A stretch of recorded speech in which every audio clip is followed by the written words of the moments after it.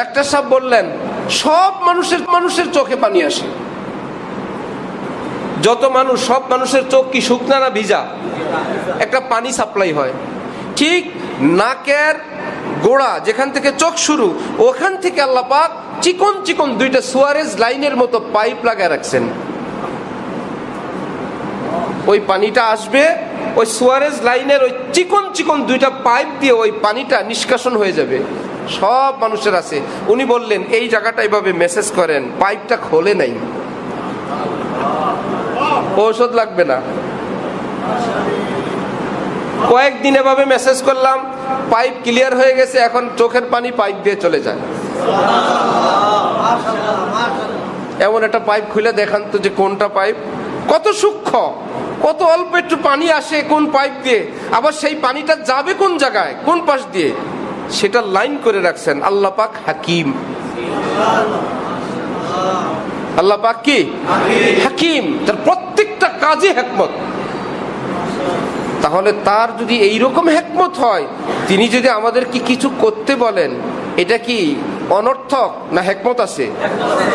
যদি কিছু দিতে বলেন অনর্থক না হিকমত আছে? যদি না খাইতে বলেন চুপ থাকো, সকাল থেকে সন্ধ্যা খাবার আর রোজা, এমনি ক্ষুধার্ত রাখার কোনো ফায়দা না হিকমত আছে? হিকমত আছে, প্রত্যেকটা কাজের হিকমত আছে। এই কথা যদি বান্দার ইয়াকিন হয়ে যায়, আল্লাহ বলছেন এর মধ্যে কত আমার অজানা ব্যাপার আছে, আর কিছু দরকার নাই, আল্লাহ বললে আমি মানব। আমার আল্লাহ বলছেন এর মধ্যে কত কিছু আছে আমার জানা নাই। নাকের ভিতরের ভিতরে ভিজা ধুলাবালি যাবে, রোগ হবে, ফিল্টার দিয়ে দিয়েছেন নাকের পশম,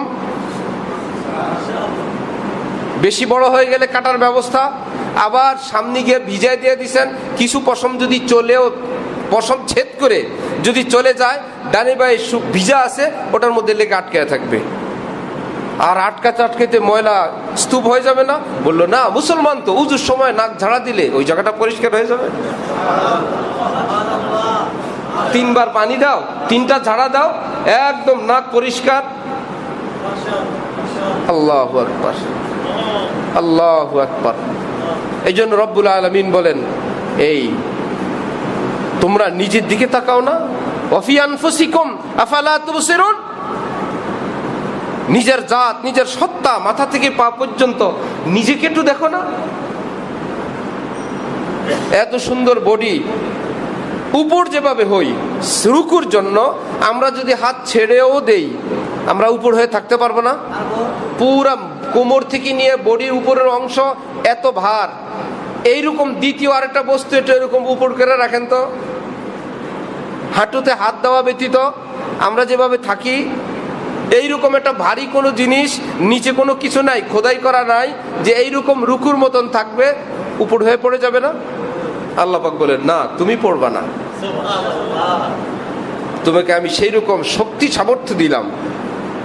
যেই মানুষটা এত লম্বা, আস্তে আস্তে ছোট, রুকু দিবে এক ভাঁজ, সেজদা দিবে একদম পাটে পাটে পাটে, ফোল্ডিং, পাটে পাটে ফোল্ডিং হয়ে সেজদার উপযুক্ত, হাত দেওয়ার জন্য কোনো জায়গায় কোনো চাপ নাই, সব বেয়ারিং লাগানো, সব জয়েন্টগুলো সেজদার ডিজাইনের লাগানো। এই ডিজাইনটা কি পিছনের দিক যাবে? যে সামনে যেভাবে, পিছনেও না, পিছনে কোনো কাজ নাই, ইসলামের কোনো আমল পিছনে নাই, চিত হও। এই জন্য বডির ডিজাইনও পিছনে যাবে না, ইসলামের আমল সামনের দিকে আছে, এই জন্য বডির ডিজাইনের সামনের সাথে মিল রেখে সৃষ্টি করা হয়েছে। সে রুকু করবে, রুকুর জন্য উপযুক্ত বডি, সেজদা করবে, সেজদার জন্য উপযুক্ত বডি। বডি দেখতেই বোঝা যায়। ওয়াফি আনফুসিকুম, তুমি তোমার বডিকে দেখো না? আফালা তুবসিরুন, দেখো না? এটা সেজদার জন্য তৈরি করা, রুকুর জন্য তৈরি করা। হযরত ওয়ালা করাচি একদিন বয়ান করলেন, আল্লাহ কোরআনে পাকে বলছেন আমি কেবল ধনী, তোমরা সকলে ফকির। তো হযরতের এক মুরিদ বলল, ফকিরে, তাহলে ফকিরে তো বাটি থাকে, পেয়ালা থাকে, তা আমাদেরকে আল্লাহ পাক বললেন যতই বড় লোক হই, ফকিরের থেকে নাম কাটা যাবে না, ফকির নাকি আছেই। তা এখন হযরত ওয়ালা করাচি মুনাজাতের মতন হাত দুইটা একত্রিত করে বললেন, এই যে ফকিরের বাটি। ফকিরের থেকেও ছুটি নাই, বাটির থেকেও মুক্তি নাই। এমন ফকির এই বাটি ফেলানো যাবে না। কত ফকির বড় লোক হয়ে গেল, আল্লাহ পাক বলে তোর বড় লোক হওয়ার ব্যবস্থা নাই, বাটির থেকেও ছুটি নাই, বাটি নিয়েই। যেই ফকির বাটি নিয়ে ঘুরে দেখলে কি বড় লোকের মতো লাগে? বাটি আছে লগে, আল্লাহ পাক বলে সবার সাথে বাটি লাগায় রাখছি। সবাই বলে আঙ্গুল 5টা সমান না, লোকমার মতো একটু মিলান তো। লোকমা নেওয়ার মতন দেখেন 5টার মাথা একত্রে যদি সমান হইতো, ভাতের লোকমা কোন জায়গায় কোনটা চলে যেত? লোকমা দিলে এক একটার মাথা আরেক দিকে, বললো সমান না, কিন্তু লোকমা দিলে কাজে কাজে এটা সমান হবে, জায়গা মতো সমান হবে। কোন মাপে দিলে তখন সমান হবে আমি ওইভাবেই সৃষ্টি করে রাখছি, জায়গা মতো সমান। আল্লাহু আকবার। ওয়াফি আনফুসিকুম আফালা তুবসিরুন, তোমার বডি, তোমার দেহে, তোমার সত্তায় তুমি দেখো না, কিছু খোঁজ পাও না? তুমি ছিলা ক্লান্ত, শ্রান্ত, শরীর অসুস্থ, কোনো ট্যাবলেট খাইলা না, কিছু না, একটু ঘুমাইছো। ওয়াজআলনা নাওমাকুম সুবাতা, আল্লাহ পাক বলেন আমি ঘুমকে ক্লান্তি নাশক বানিয়ে দেই। তুমি একটু ঘুমাও, যত ক্লান্তি ছিল আমি আল্লাহ দূর করে দিব।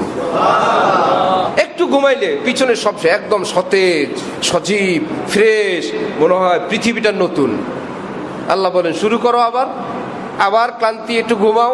নবীজি বলেন হে আমার উম্মত, সকালে কাজ শুরু করছো, সারাদিন সে রাত্রে ঘুমাবা, দুপুরে একটু যদি ঘুমাইতা আমি খুশি হইতাম।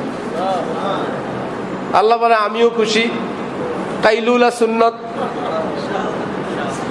এখন আলেম ওলামারা বলেন এই দুপুরের ঘুমানোর সুন্নত, এটা যদি কেউ পালন করতে চায়, কয়েক মিনিটের জন্য যদি একটু শুয়েও যায়, ঘুম যদি নাও আসে, হাত পা লম্বা করে যদি কয়েক মিনিট থাকে, সুন্নত আদায় হবে, তার ক্লান্তিও কেটে যাবে। আমার ভাই, যেগুলো আমাদের চোখে দেখা 2-4টার আলোচনা আমরা করলাম, তাহলে আমাদেরকে যদি আল্লাহ পাক, যে আল্লাহর কোনো কাজ হিকমত থেকে, মহা জ্ঞান থেকে খালি না, তিনি যদি আমাদেরকে কিছু করতে বলেন, কিছু না করতে বলেন, সেগুলো কি এমনিতেই না হিকমত আছে? হিকমত আছে। সেটার বিপরীতের মধ্যে ক্ষতি আছে। সেটা যখনই বান্দা এটাকে এড়ায়া যাবে, তখনই তার জন্য